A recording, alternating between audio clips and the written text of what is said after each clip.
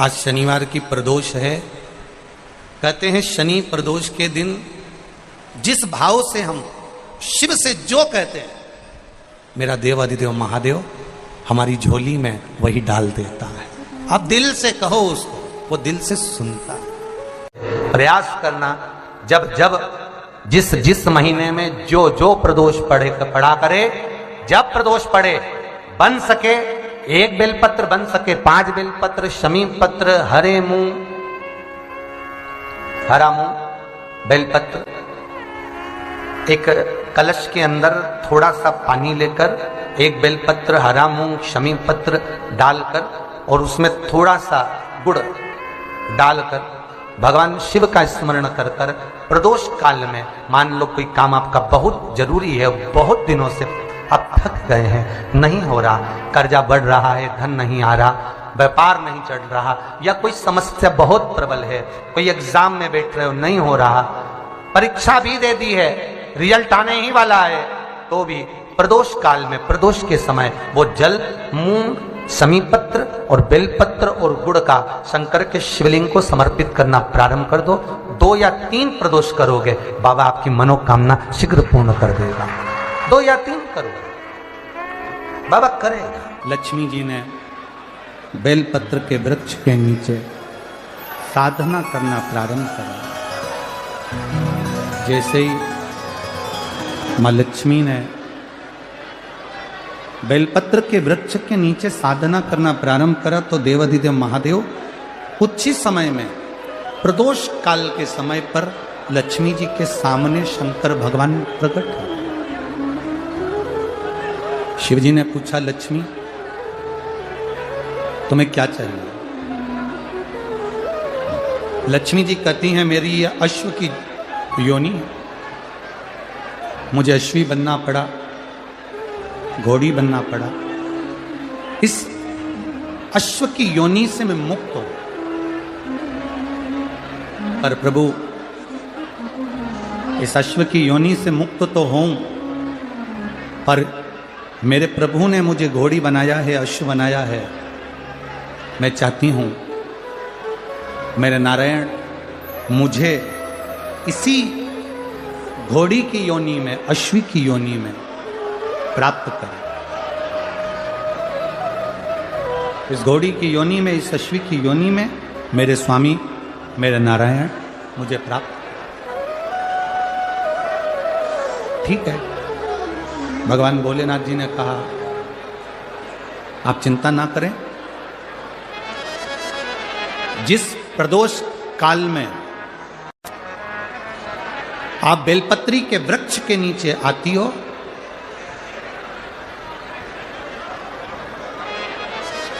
दुनिया का कितना भी दरिद्र व्यक्ति हो, चाहे दुनिया का कोई व्यक्ति ऐसा हो जिसका कभी व्यापार चलता ही नहीं हो, उसने 50 बार बदल के देख लिया, फैक्ट्री चली नहीं रही, जिस काम को करने के लिए जाते हैं वो काम टल जाता है, आज की जगह कल, कल की जगह परसों, परसों की जगह नरसों, काम होता ही नहीं। बेटा बेटी का संबंध करने जा रहे हैं पर हो ही नहीं रहा।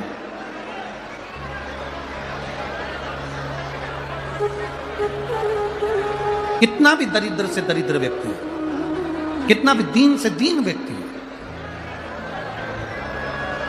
एक नियम वो अगर अपनी जिंदगी में बना ले,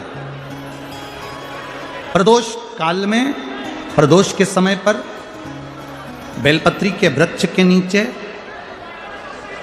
एक बार जाकर नमन करना, और प्रदोष काल में शंकर भगवान के मंदिर में दिया लगाना। ये 2 चीजें अगर वो 3 महीना भी लगातार कर ले तो उसके जीवन में कभी कोई समस्या आ ही नहीं सकती, कोई दुख आ ही नहीं सकता। एक नियम बना, जैसे जिस नारी को, जिस पुरुष को, जिस बच्चे को, जिस बड़े को चर्म रोग हो जाता है, चमड़ी सफेद पड़ने लगती है, जब चमड़ी सफेद पड़ने लगती है, चर्म रोग जैसा जब हो जाता है, या चर्म रोग उसको घेरने लगता है, चमड़ी जब सफेद पड़ने लगे या चमड़ी काली पड़ने लगे, या चर्म रोग सोराइसिस जैसी बीमारी तक के लिए है,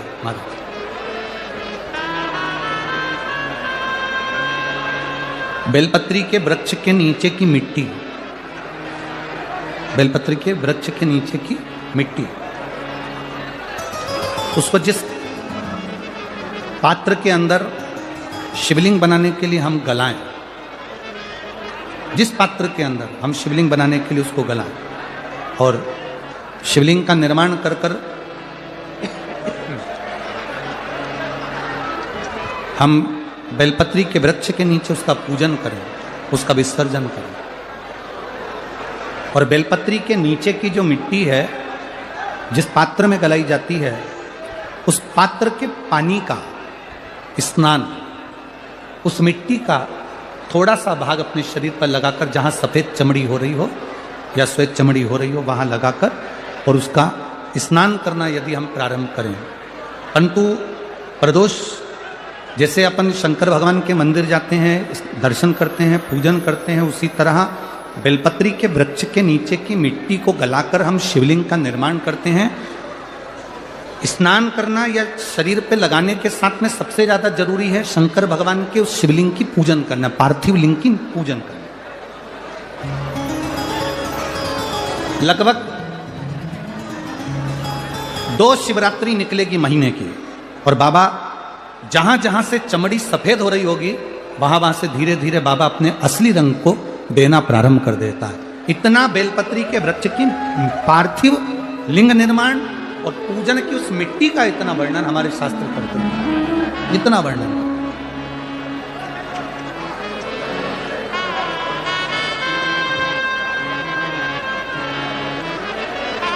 शिव कथा कह रहे, शिव महापुराण की कथा वर्णन कर रहे। स्वयं भगवान देवादिदेव महादेव ने नारायण से जाकर प्रार्थना करी। स्वयं भगवान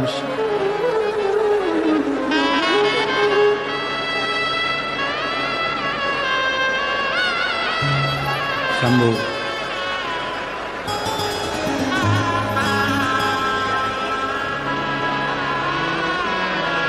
स्वयं भगवान शंकर ने नारायण से जाकर प्रार्थना करी कि माता लक्ष्मी आपके लिए तप साधना कर रही हैं, आप उनको जाकर दर्शन दीजिए। भगवान नारायण शिव जी के कहने पर जाने लगे।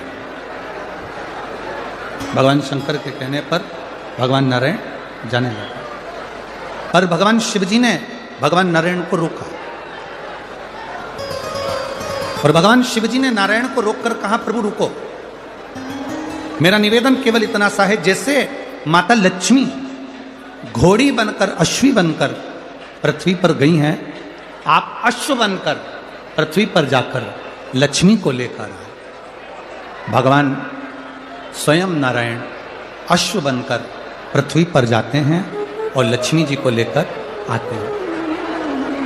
शिव महापुराण की कथा कहती है, भगवान शंकर का संवाद कहता है, स्वयं नारायण और स्वयं माता लक्ष्मी बेलपत्री के वृक्ष के नीचे विराजमान शिवलिंग का पूजन करते हैं और बेलपत्र की परिक्रमा करते हैं। जैसे ही उन्होंने बेलपत्र की परिक्रमा करी, शंकर भगवान वहां सम्मुख में जब आते हैं तो नारायण और लक्ष्मी जी भी अश्व की योनि से छूट जाती हैं और नारायण भी अश्व योनि को त्याग कर नारायण लक्ष्मी बनकर वैकुंठ का निवास करने लगते हैं। स्वयं नारायण